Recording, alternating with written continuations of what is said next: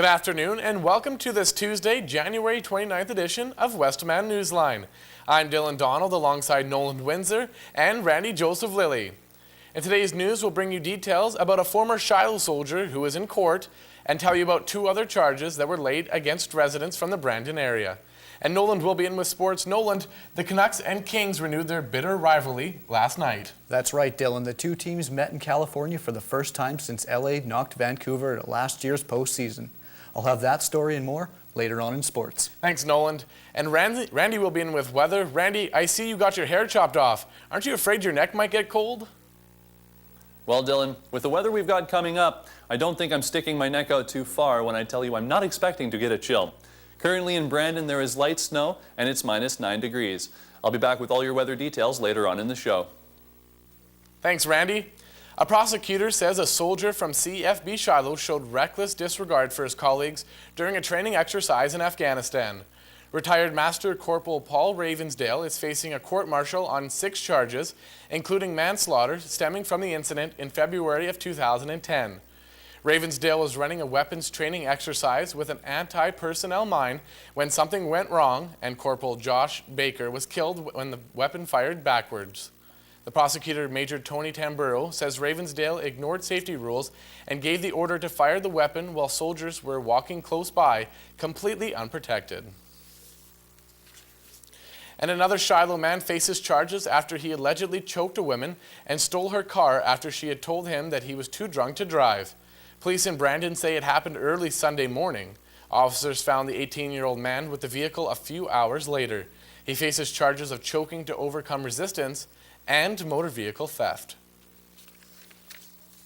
As if that wasn't enough, a 12-year-old Brandon girl has been arrested after she allegedly threatened 2 other girls through social media. Police were called last week and were told that the 2 alleged young victims had been involved in some type of ongoing dispute with the suspect. The girl is accused of threatening to harm them.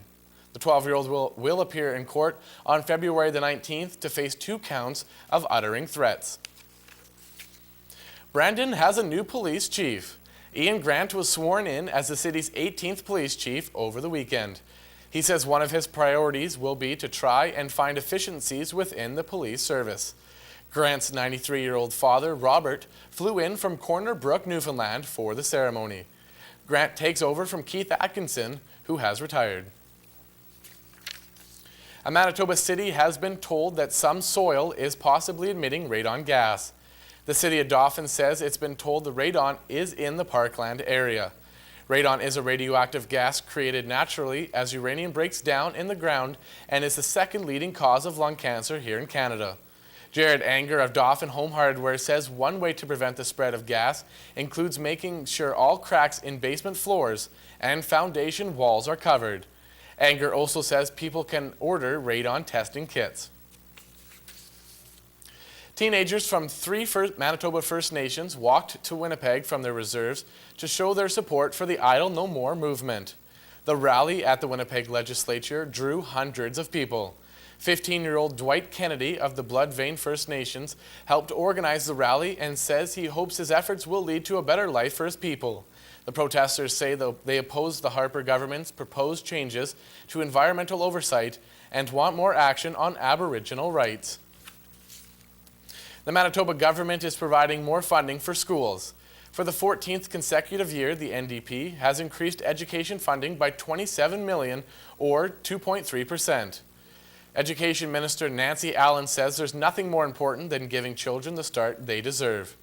Allen says education is a priority for Manitoba families, and that's why the government is focused on improving schools. Since the NDP was elected in 1999, the government has increased the money it provides to education by more than $440 million. Business is booming in Brandon, so for our question of the day, Westman Newsline asked, with Walmart's Supercenter open and Target opening soon, how do you think that will affect local businesses? Well, it's definitely going to put them at a bit of a disadvantage because those bigger centers are going to be able to bring in more bulk products, probably at a lower rate of cost to the consumer. I think they're going to see a downfall in business due to everyone trying to get the cheapest thing possible. I like to shop locally. I honestly think that a big company like that would bring down the local businesses' profits. And it's just going to be crazy in those areas, I think. I think it'd be kind of the same since Zellers is gone. Target is more like Zellers, so it'll kind of keep the business there. Let's hope some other entities are as profitable as Walmart as we take a look at where today's money markets are currently sitting.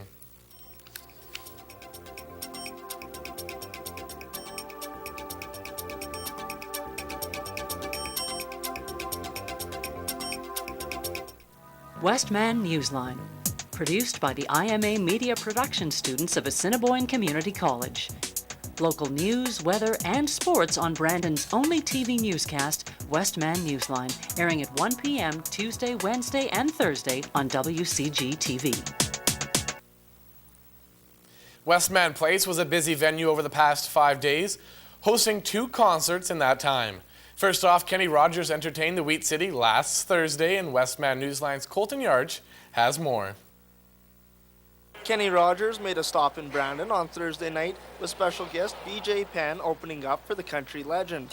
The 74-year-old Rogers entertained a close to sold-out crowd at Westman Place. One fan said the attendance shows Brandonites would like to see more acts stop in Westman. They should be able to keep up with Winnipeg on what Winnipeg gets. Keystone Center General Manager Neil Thompson said that the capacity difference between Westman Place and the MTS Center in Winnipeg is a major reason Brandon puts on less shows. That being said, the Keystone Center has received government funding, which has helped the facility in terms of concert setup. Newer equipment. We have a new ice deck here. We have a new stage. We have some new curtaining in place as well. So all of those factors together will give us a good revenue opportunity. Thompson said the renovations allow the venue to get more concerts in the future and that getting more artists to stop in Westman is his top priority. Whether it be classics like Kenny Rogers or the Tragically Hip, who were here on Monday, Brandonites showed that they love their music and would love to see more concerts held here at Westman Place. For Westman Newsline with photographer Graham Leachman, I'm Colton Yarch. From the country genre to the rock genre, the Tragically Hip rocked Westman Place last night, and Colton Yarch went down to the concert area and filed this report. The Tragically Hip made a stop in Brandon last night with special guest and opening act, the Arkells. The Hip is on a cross-Canada tour, which includes 17 stops in 7 provinces. The Canadian Rockers posted their tour schedule after the release of their 13th debut album, Now for Plan A. Keystone Center's sales manager, Jason Kreiser, says there was plenty of hype to bring the 11-time Juno winners to the Wheat City. Actually very big. It's an iconic Canadian band, so definitely pumped to have them in Brandon. Kreiser said fans were kept rocking to a high-tempo show, hearing both classic singles and future hits off the new album. The Hip concert marks the second musical event at Westman Place in less than a week, with Kenny Rogers being the first last Thursday, which meant crews were kept busy preparing for the shows. Oh, it's a very busy spot. It's a beehive of activity around here, that's for sure. The event in Brandon marks the 7th stop for the Hip on their nationwide swing. They will play tonight in Thunder Bay, Ontario, and will conclude their tour on February 14th in Toronto, Ontario. There's no doubt that new sound system installed into Westman Place got a workout last night with a heavy rock played by the Tragically Hip. For Westman Newsline with photographer Travis Giesbrecht, I'm Colton Yarch. That's it for news, but stay tuned. Randy's up next with Newsline Weather.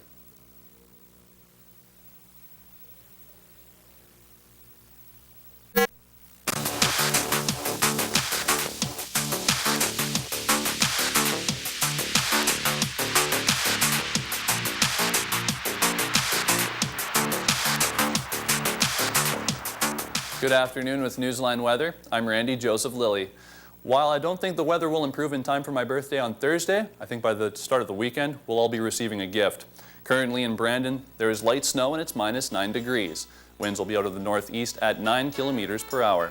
This evening, the sky will be partly cloudy and we'll see a temperature of -13. The winds will increase to 15 kilometers per hour out of the northwest. Overnight, still partly cloudy and -20. The winds will be increasing to 20 kilometers per hour out of the northwest. Turning to our radar image now, we've seen a lot of precipitation around southwestern Manitoba already, and there's a possibility we'll see even more of that in Brandon.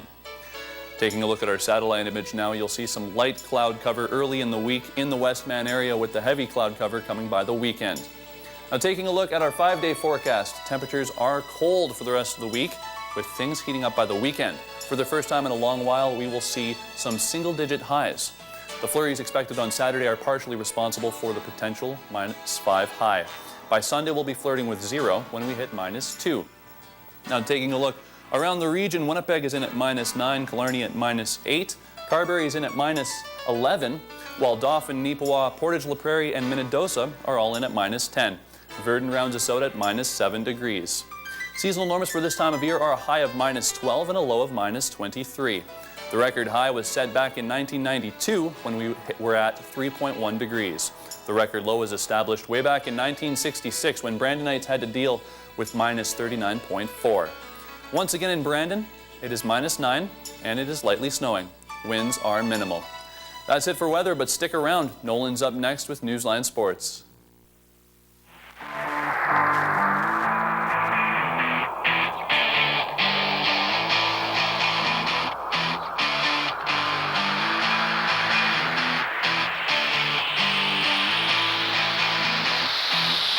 Good afternoon with Newsline Sports. I'm Nolan Windsor.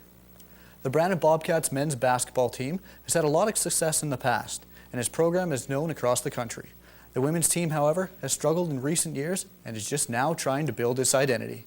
Westman Newsline's Randy Joseph Lilly traveled to brand new Healthy Living Center to file this report.